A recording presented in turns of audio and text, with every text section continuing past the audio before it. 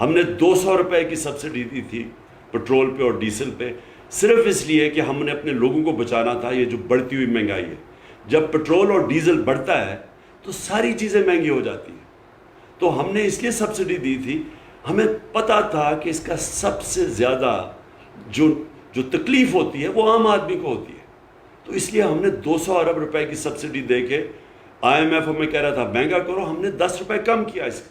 دونوں کی، ڈیزل اور پٹرول کی قیمت، لوگوں کو تحفظ دیا اس مہنگائی سے جو عالمی مہنگائی تھی۔ تو ہمارے دور میں پھر سے 150 روپے لیٹر تھا پٹرول، آج 85 روپے انہوں نے بڑھایا اب تک، اور یہ مزید بڑھے گا، یہ میں آج آپ کو کہہ رہا ہوں کہ ابھی اور اوپر جائے گا، آج ہے 235 روپے لیٹر۔ ڈیزل ہمارے زمانے میں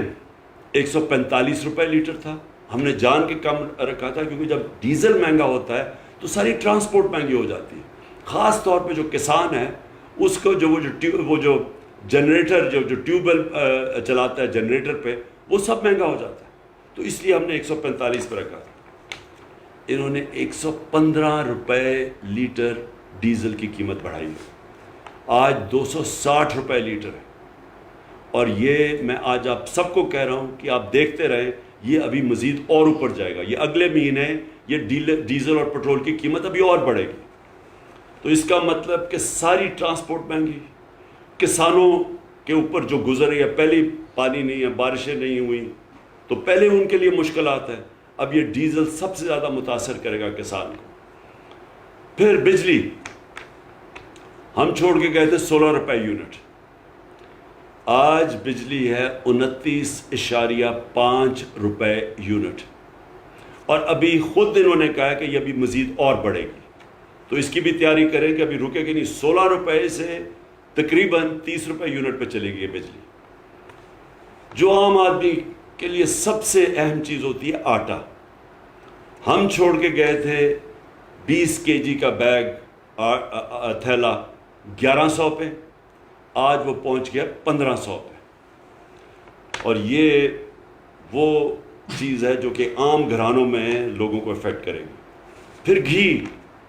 یہ بھی ایک بنیادی چیز ہے جو عام آدمی استعمال کرتا ہے، اور اس کے لیے بڑا اس کا سارا جو بھی بجٹ ہے اس کا وہ افیکٹ ہوتا ہے۔ 400 kg پہ ہم گھی چھوڑ کے گئے تھے، اور یاد رکھیں یہ عالمی مہنگائی کی وجہ سے ہمیں قیمتیں اس کی بڑھانی پڑتی تھی، تو آج وہ پہنچ گیا 650 روپے kg، 400 روپے سے 650 روپے پہ گھی کی قیمت پہنچ گئی۔ پھر جب عدم اعتماد کی انہوں نے سازش کی تو جو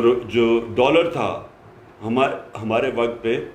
178 روپے کا تھا۔ یاد رکھیں ہمیں مشکل کیوں پڑی ہوئی تھی، ہمارا اتنا بھی اس سے بھی کم ہونا تھا روپیہ، کیونکہ ہمارا جو بیرونی خسارہ تھا وہ ہم نے تیسرے سال بالکل کم کر دیا تھا۔ یہ چھوڑ کے گئے تھے نون لیگ تاریخی بیرونی ملک خسارہ، یہ چھوڑ کے گئے تھے تقریباً 20 ارب ڈالر، کبھی اتنا بڑا خسارہ پاکستان میں نہیں ہوا، ہم نے اس کو تیسرے سال بالکل نیچے لے آئے تھے۔ بدقسمتی سے عالمی قیمتیں اوپر چڑھی گئیں، ہمیں سب سے بڑا جھٹکا تیل کا پڑا جو آج ان کو بھی ہے، لیکن اس کے ساتھ ساتھ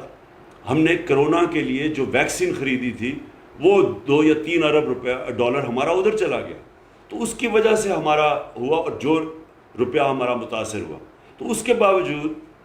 178 روپے کا ڈالر تھا، آج ڈالر پہنچ گیا ہے 208 روپے پہ، 30 روپے ڈالر مہنگا ہوا ہے۔ اب اس کے جو اثرات ہیں، ابھی جتنی بھی آپ کو میں نے مہنگائی بتائی ہے، یہ اس سے اب بہت بڑھے گی جب روپیہ گرتا ہے، اور جب ڈالر مہنگا ہوتا ہے اور ڈالر میں چیزیں خریدتے ہیں تو یہ بھی تیل اور مہنگا ہوگا، اس کا مطلب ڈیزل، پٹرول، بجلی، یہ سب اور مہنگی ہوں گی۔ اچھا، اب میں صرف یہ ہلکا سا آپ کو بتا دوں کہ یہ جب سازش ہوئی تھی تو آپ کو یہ سمجھ آنی چاہیے، میں اپنی قوم کو کہنا چاہتا ہوں کہ ہمیں تو نااہل کہہ رہے تھے، لیکن جو پاکستان اکنامک سروے کی جو رپورٹ ہے اس کے مطابق یہ پاکستان کے جو پچھلے ہمارے جو 2 سال تھے 5.6% پہ ہماری اکانومی کی دولت میں اضافہ ہوا تھا، اس سال جب ہمیں ہٹایا گیا 6% گروتھ ریٹ تھی پاکستان کی، اب یہ سمجھ جائیں کہ یہ 2005 کے 5-6 میں شاید اس طرح کی گروتھ ریٹ تھی، لیکن ان دونوں پارٹیز نے کبھی اس طرح کا گروتھ ریٹ 2 سال مسلسل نہیں کی. اور یہ اس وقت ہماری حکومت ہٹائی گئی جب اکانومی اوپر جا رہی تھی. ہماری جو انڈسٹری تھی، میں صرف یہ آپ کو بتا دوں کہ ہماری انڈسٹری 7.2% پہ بڑھ رہی تھی. ہمارا جو زراعت تھی وہ 4.4% پہ بڑھ رہی تھی. اور یہ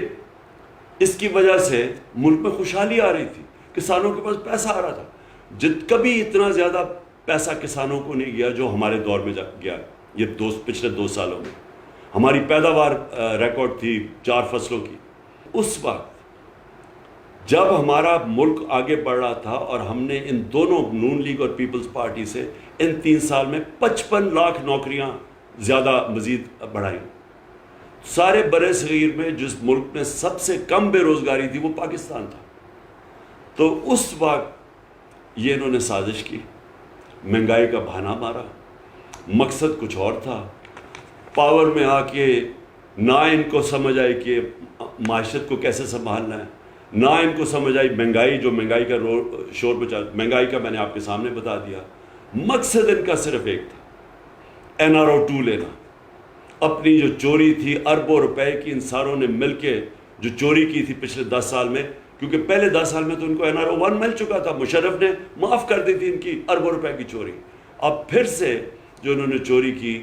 وہ اب اس چوری کو ختم کرنے کے لیے جو ساری پلاننگ تھی کہ نیب کو ختم کیا جائے، نیب کے جو انہوں نے امینڈمنٹس کیے ہیں وہ ساری ان کی ٹاپ لیڈرشپ کی چوری معاف اربوں روپے کی. اور پھر FIA میں جو کیسز میں اوپن اینڈ شٹ کیس تھا، بچ ہی نہیں سکتا تھا شہباز شریف، اس نے FIA کے اوپر خود بیٹھ کے، اور ہم نے دیکھا کہ FIA میں ہوا کیا ہے کہ 4 وہ لوگ جنہوں نے وٹنس کرنا تھا، جس میں مقصود چپڑاسی بھی تھا، وہ بھی فارغ ہو گئے ہارٹ اٹیک کی. ایک انویسٹیگیٹر ڈاکٹر رضوان مر گیا ہارٹ اٹیک سے، اور ایک کو ہارٹ اٹیک ہوا جو کہ اس وقت آخر میں ہسپتال میں تھا. اور تو یہ اصل میں ان کا مقصد تھا. اور پھر الیکشن کمیشن کے ساتھ مل کے الیکشن کی دھاندلی کر کے پھر مسلط ہو جائے.